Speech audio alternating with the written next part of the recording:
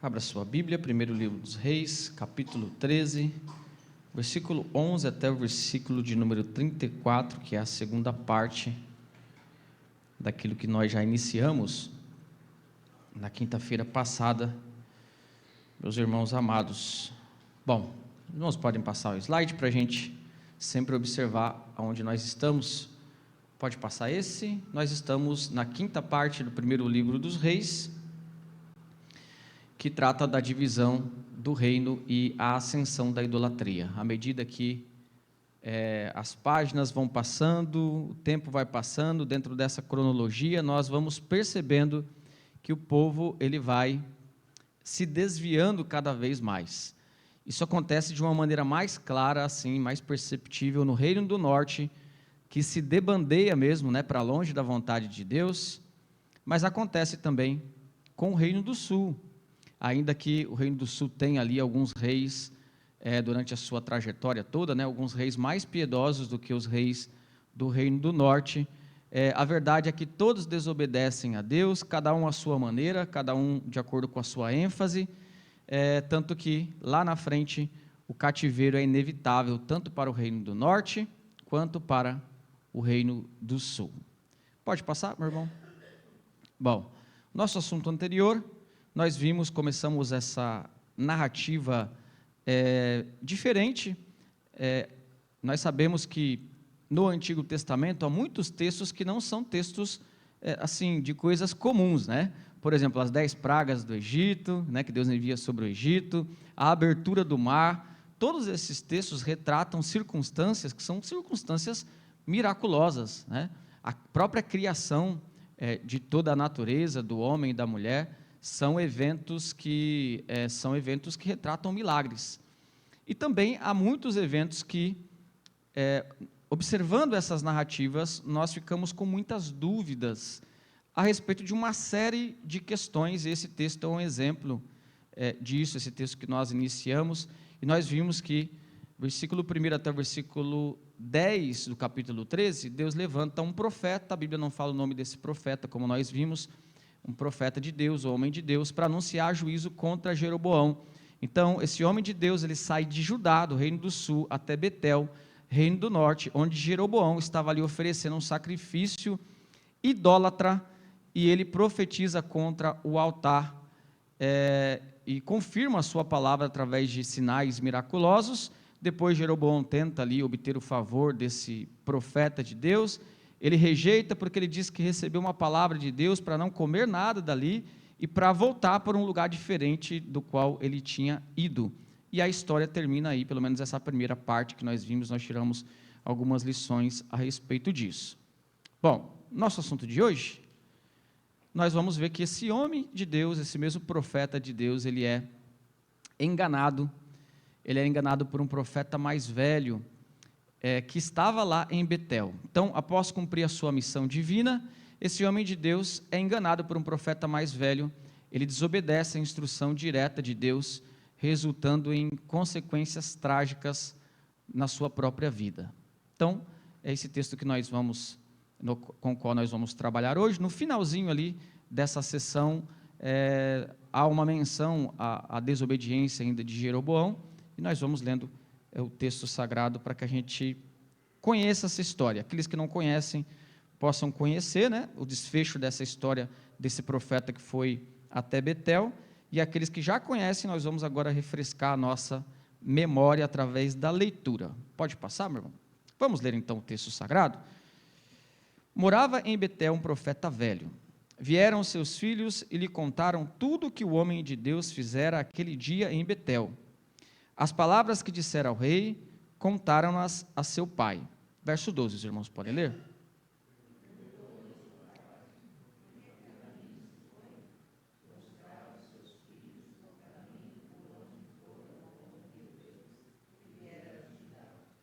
Ele ficou curioso, ele não estava naquela ocasião, ficou curioso para saber a respeito deste homem de Deus. Nós não temos informações se essa curiosidade, se o fato de ele ir até esse profeta de Deus, foi movida pelo próprio Deus diretamente.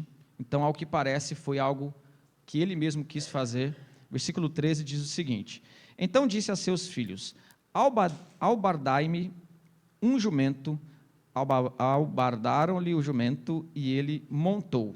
Albardar significa colocar a sela, né? Seria muito mais fácil a tradução, traduzir como colocar a sela, né? Selar o jumento. Versículo 14. Os irmãos podem ler?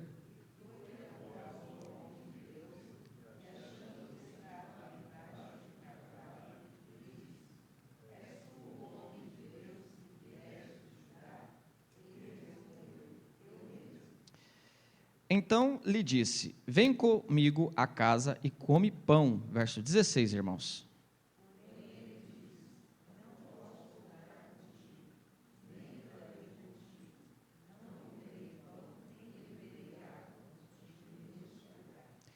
Porque me foi dito pela palavra do Senhor: ali não comerás pão, nem beberás água, nem voltarás pelo caminho por onde foste. Ele diz isso a este profeta velho, assim como ele disse, né, a Jeroboão. Versículo 18, os irmãos podem ler?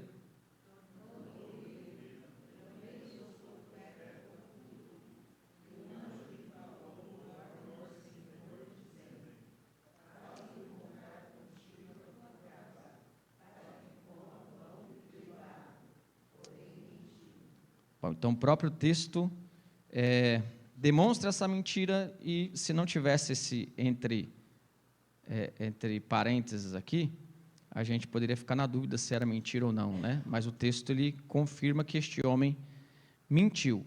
Embora haja diferença entre as cópias do Antigo Testamento nessa seção, o que é mais seguro é realmente que está introduzido aqui esse comentário de que ele mentiu. Versículo 19 diz o seguinte: então voltou ele e comeu pão em sua casa e bebeu água. Então ele ali desobedece a Deus, né? Come juntamente com aquele profeta velho. Versículo de número 20, os irmãos podem ler?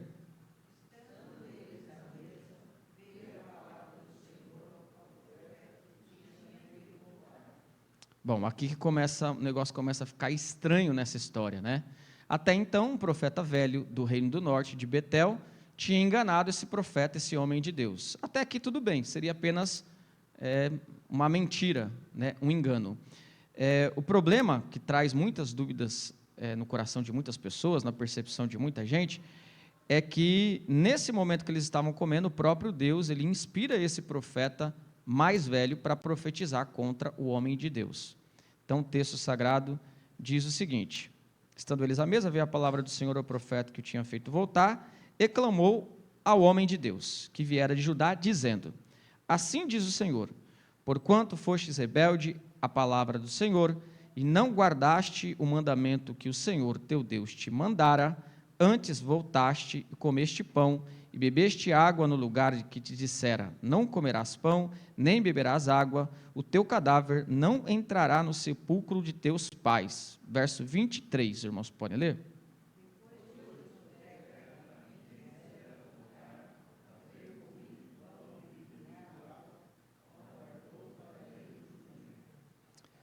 Foi-se, pois, e um leão o encontrou no caminho e o matou. O seu cadáver estava atirado no caminho, e o jumento e o leão parados junto ao cadáver. Verso 25, os irmãos podem ler?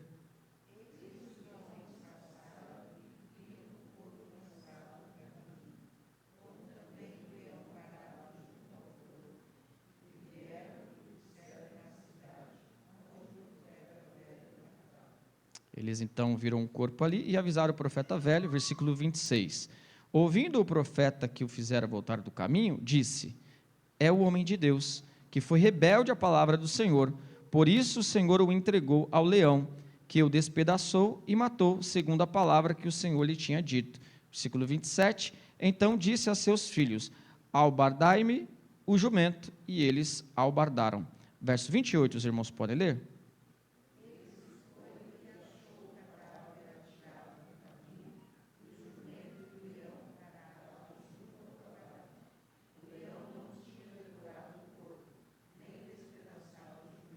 Então percebam que era algo que era da parte de Deus, né?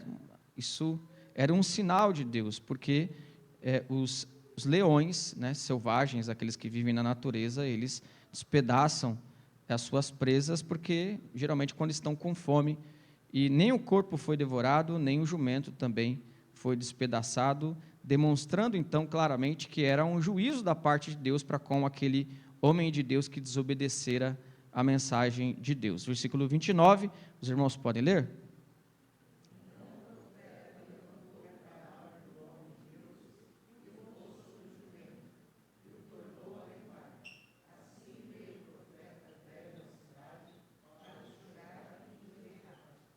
Bom, além da morte, que foi um castigo para esse homem de Deus, o fato dele não poder ter sido enterrado juntamente com os seus antepassados, também era visto naquela época como uma maldição, como uma punição do próprio Deus. O fato de uma pessoa poder ser enterrada junto aos seus antepassados, na localidade de sua própria tribo, era considerado uma bênção diante de Deus, e aqui esse profeta foi punido em todos esses aspectos. Teve a sua vida tirada e também foi enterrado longe dos seus antepassados. Versículo de número 30, os irmãos podem ler?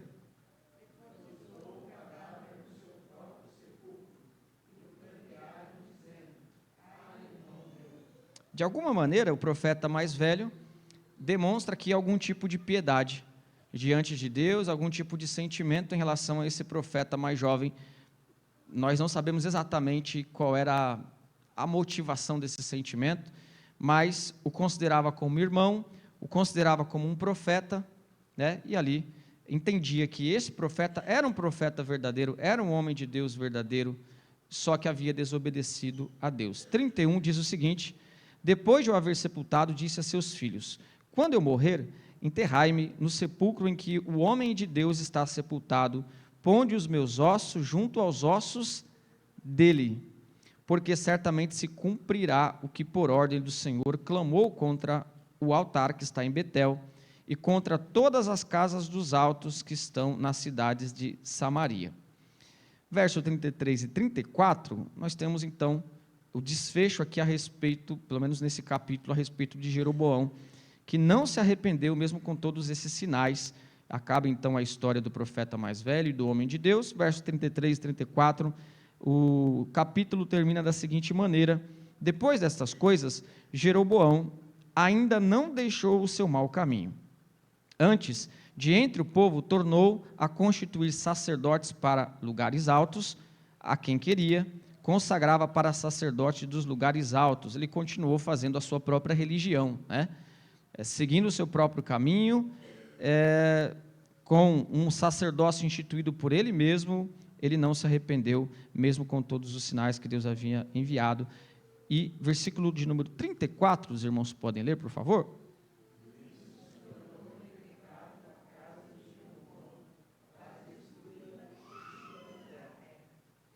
Bom, o final de tudo foi que Deus destruiu a família de Jeroboão e a dinastia de Jeroboão, principalmente, né? Porque ninguém houve que ficasse depois do seu filho, que ficou no trono e foi assassinado, foi morto. Ninguém houve que ficasse ali no seu trono, permanecendo ali na continuidade dessa dinastia. Bom, irmãos, eu sei que a maioria dos nossos irmãos já leram esse texto, né? Com certeza a primeira vez que você leu esse texto, você achou um texto diferente, né? Existem muitas perguntas e poucas respostas que o texto nos dá. E o texto não responde, obviamente, muitas das perguntas que nós gostaríamos. Por exemplo, quem são esses profetas? Já começa por aí, né? Quem é o homem de Deus e quem é o profeta mais velho? Nós não sabemos. Qual foi a motivação do profeta mais velho? Então, existem muitas perguntas sem respostas. Por que esse texto foi registrado? Então, essa história seria um sinal para Jeroboão. Tudo que o homem de Deus disse, e pelo que o homem de Deus passou, inclusive a sua morte, fez parte da advertência de Deus para Jeroboão. Jeroboão ficou sabendo dessa história. O próprio texto termina dizendo que depois destas coisas, Jeroboão ainda não deixou o seu mau caminho. Quer dizer, mesmo tendo acontecido tudo isso, não só a mensagem que a gente estudou quinta-feira passada, mas também um profeta morrendo por sua desobediência, isso deveria então ter trazido arrependimento ao coração de Jeroboão. Então, este profeta que morreu era um sinal. E um sinal para quem, irmãos? Para Jeroboão. Jeroboão era o líder. Ele era o rei do reino do norte. Deus estava levantando uma circunstância e a usando como um sinal. Um sinal de quê? Um sinal de que, assim como Deus não perdoou a desobediência, ou a obediência parcial daquele profeta, porque parcialmente ele fez a vontade de Deus, assim Deus não toleraria a desobediência de Jeroboão. Esse texto está dentro desse contexto. Uma outra questão importante é que esse texto também é um sinal para o reino do norte, porque esse profeta mais velho, ele simboliza a resistência do reino do norte, a tentativa do reino do norte de manipular os profetas de Deus, de resistirem à vontade de Deus e de fazerem com que os profetas de Deus se desviassem do caminho do Senhor. Portanto, a morte desse profeta e essa narrativa também aponta para aquilo que aconteceria com o reino do norte. Da mesma maneira, o reino do norte resistiria, não se arrependeria e seria castigado por desobedecer a Deus. Então, quando a gente olha para a narrativa, a gente percebe que esse texto ele tem um papel de sinalizar. Ele é um sinal para Jeroboão, para o reino do norte e automaticamente também para nós hoje em dia.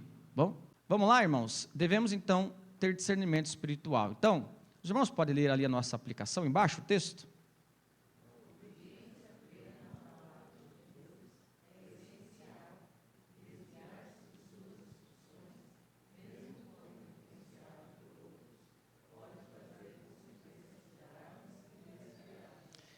Então veja, irmãos, nós estamos diante de um texto de um homem que é enganado, porque confiou em alguém que disse que estava tendo, ou que tinha tido uma revelação. O homem foi enganado porque acreditou. O mundo evangélico está assim. Se você diz que Deus te revelou algo, a maioria das pessoas vão acreditar. Vocês sabem disso.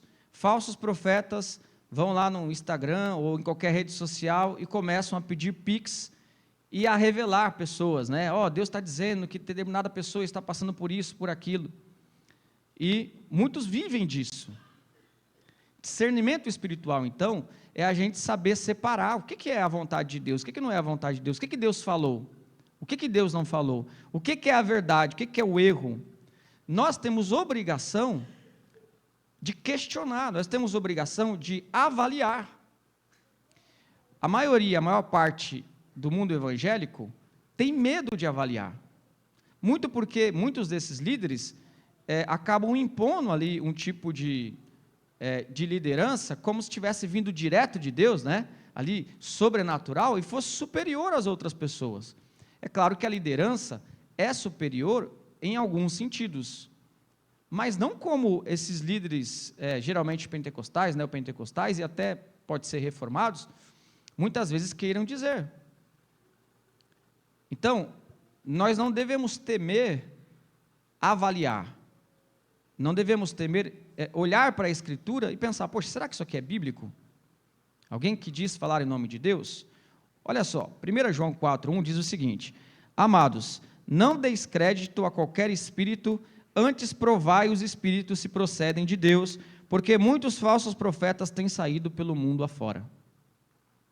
O que é provar, testar? Será que isso daqui é de Deus mesmo? Então, muitas pessoas acabam se colocando atrás de uma proteção, né, espiritual, entre aspas, proteção eclesiástica, assim por diante, e sendo que o verdadeiro líder deveria fazer o contrário, deveria dar ferramenta para que as pessoas possam julgar. O próprio Jesus não fez isso? Jesus disse para os fariseus: julguem entre vocês. Jesus diz: examinem as Escrituras, né? Exatamente. Então, não que a gente tenha que ficar com um espírito de desconfiança o tempo inteiro, né? Porque também não é assim, né? A Bíblia diz que o amor, ele não suspeita do mal. Em que sentido? No sentido que se eu amo alguém, eu não vou ficar toda hora suspeitando.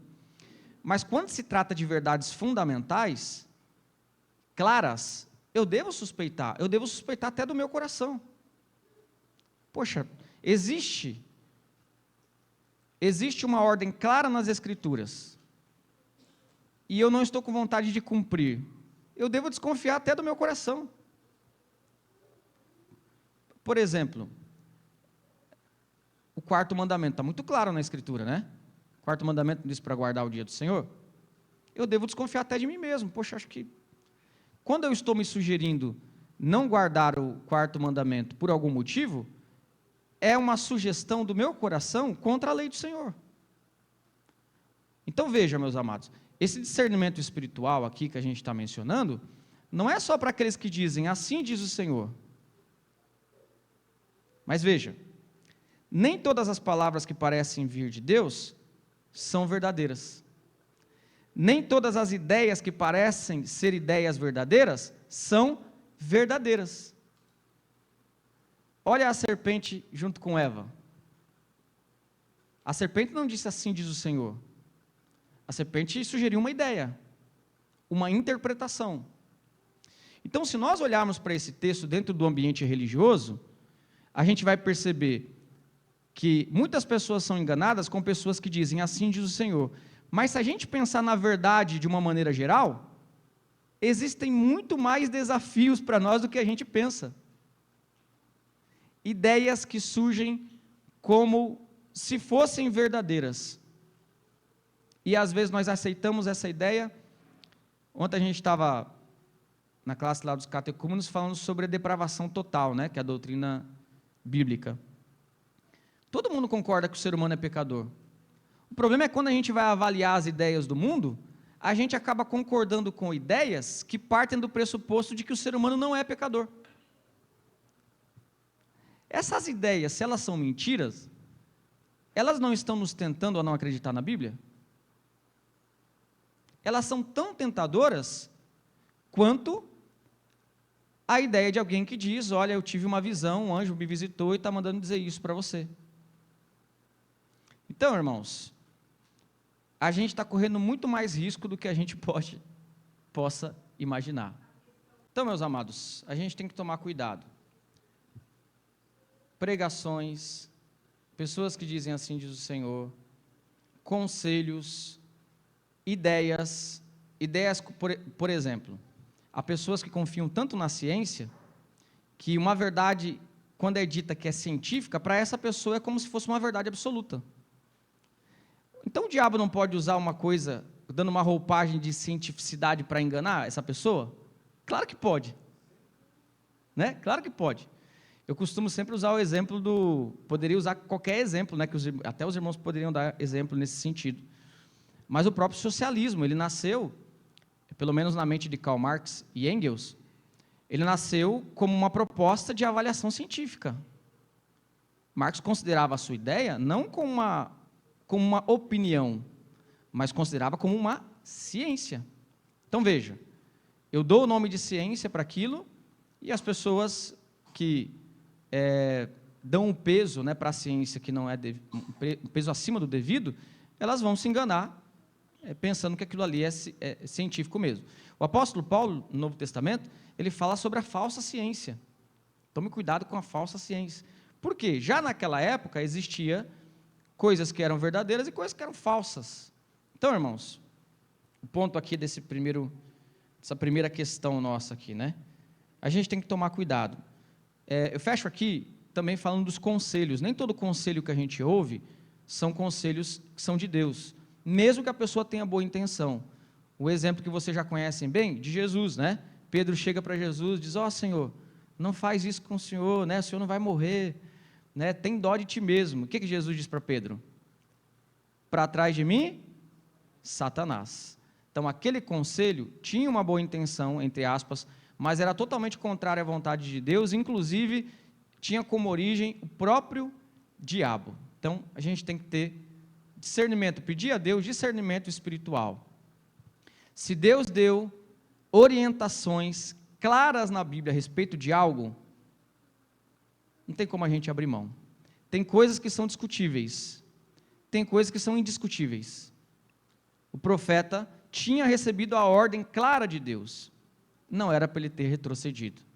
Assim nós temos os mandamentos, que são claros, nós temos elementos claros nas Escrituras, que são ordens explícitas, E quando nós desobedecemos essas ordens, nós estamos desobedecendo a Deus. Então, vamos tomar cuidado. Segunda questão, pode passar. Deus é soberano no exercício da sua justiça.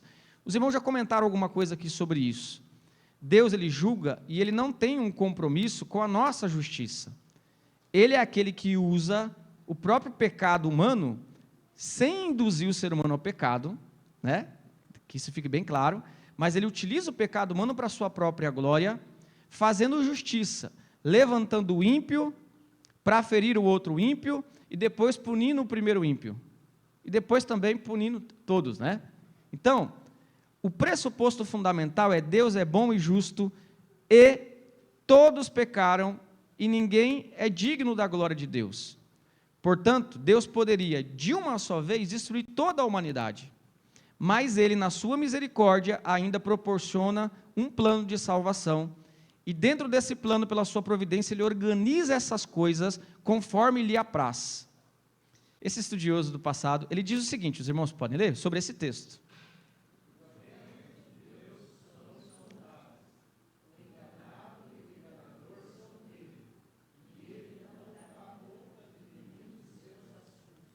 E é por isso que o apóstolo Paulo, no texto que nós lemos no começo dessa reunião, diz: ó a profundidade da riqueza, tanto da sabedoria e do conhecimento de Deus, quão insondáveis são os seus juízos, e quão inescrutáveis os seus caminhos. Quem, pois, conheceu a mente do Senhor?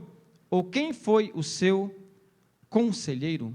Deus é aquele que executa os seus juízos de uma maneira que a gente não compreende totalmente e não precisa compreender totalmente. O que a gente precisa saber é que muito do que Deus faz é insondável, né?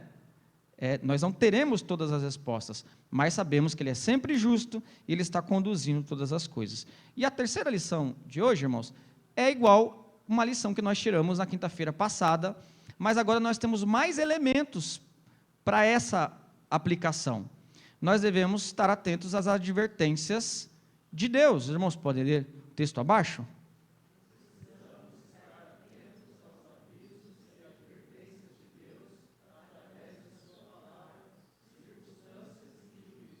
Então, quando a gente olha para o livro de Provérbios, a gente já estudou, né, boa parte desse livro aqui, a gente vai perceber que a sabedoria de Salomão consistia nada mais, nada menos, do que observar o passado, né?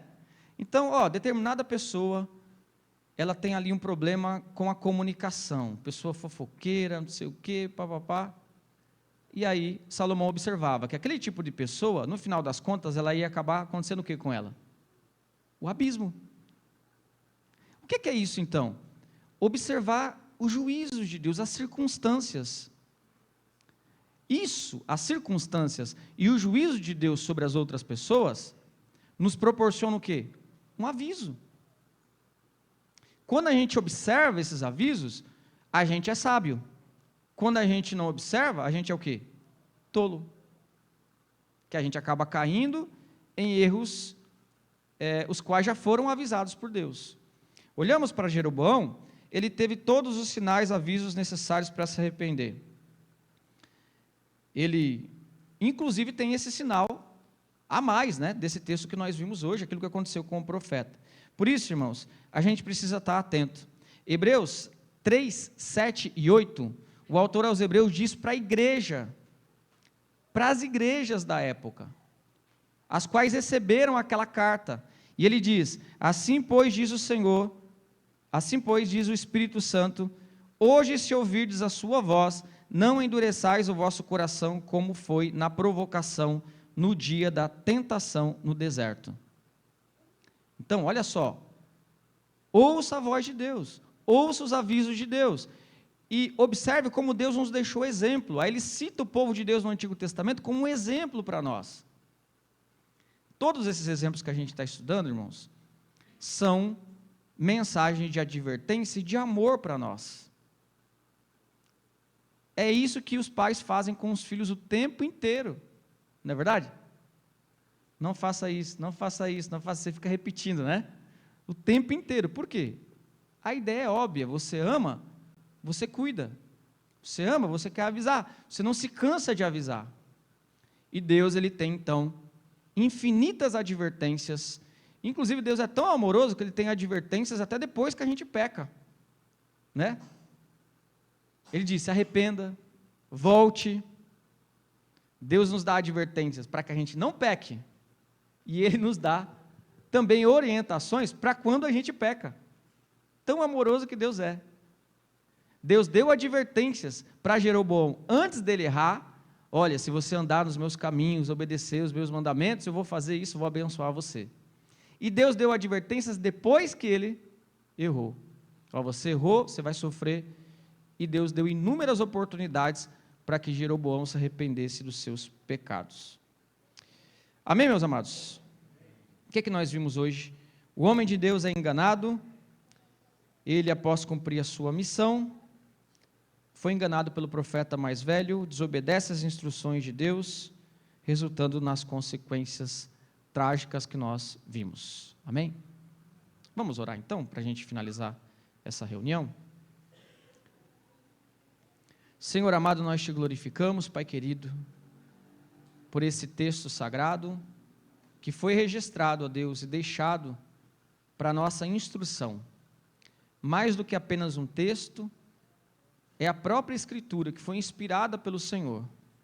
O Senhor, na sua providência, usou homens para registrar, para compilar essas histórias, que são histórias reais, atestadas pela própria Escritura, e assim, ó Deus, nos ensinar. Nós olhamos para tudo isso, ó Deus, e pedimos a Tua misericórdia. Que o Senhor nos ajude, ó Pai querido, a perceber as Suas orientações. Que o Senhor nos ajude, ó Pai querido, a ter discernimento espiritual, a perceber quando uma mensagem religiosa, uma suposta revelação, uma ideia com roupagem científica, um conselho, quando qualquer uma destas coisas, ou até mesmo a sugestão do nosso coração, quando qualquer uma destas coisas ferir os teus preceitos claros, ó Deus, nos ajude a rejeitar, nos ajude, ó Deus, a não abrir mão das verdades claras nas Escrituras. Tem misericórdia de nós.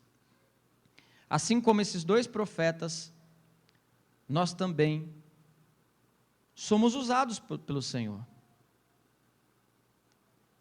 Mas assim como esses dois profetas, nós também falhamos muitas vezes, ó Deus. Portanto, em nós não há, infelizmente nessa era, perfeição. Nós estamos caminhando para a perfeição. Durante esse tempo, ó Deus, infelizmente teremos que conviver com os nossos erros, mas estamos aqui hoje, ó Pai, e fazemos parte de uma igreja porque nós queremos sempre aprender, nós queremos sempre ouvir a Tua voz, nós queremos ser aperfeiçoados pelos meios de graça, e crescer, ó Deus, a cada dia mais, até chegar à estatura, como a Tua palavra diz, de varão perfeito, no retorno glorioso de nosso Senhor Jesus Cristo. Abençoa cada um dos Teus filhos que está aqui, ó Deus, e aqueles que irão ouvir essa mensagem pelas redes sociais. Se eles estão recebendo sugestões, orientações, conselhos, ou até mesmo supostas revelações, ou até mesmo sugestões de seus próprios corações, os ajuda, Deus, a avaliar, os ajuda a ter discernimento através da Tua palavra, percebendo claramente na Tua palavra os Teus preceitos que estão explícitos, dos quais nós não podemos jamais abrir mão. Nos ajuda, abençoa cada um dos Teus filhos, os nossos irmãos que não estão aqui porque estão enfermos, visita-os, aqueles que estão fracos, aqueles que infelizmente, ó Deus, não aproveitam as oportunidades de liberdade que nós temos para estudar a Tua palavra, pois não sabemos até quando teremos. Desperta, ó Deus, promove um verdadeiro mover do Espírito Santo no coração de cada um. É o que nós te pedimos. Espere o Teu povo na Tua paz, na Tua graça, no Teu amor. Em nome de Jesus Cristo. Amém.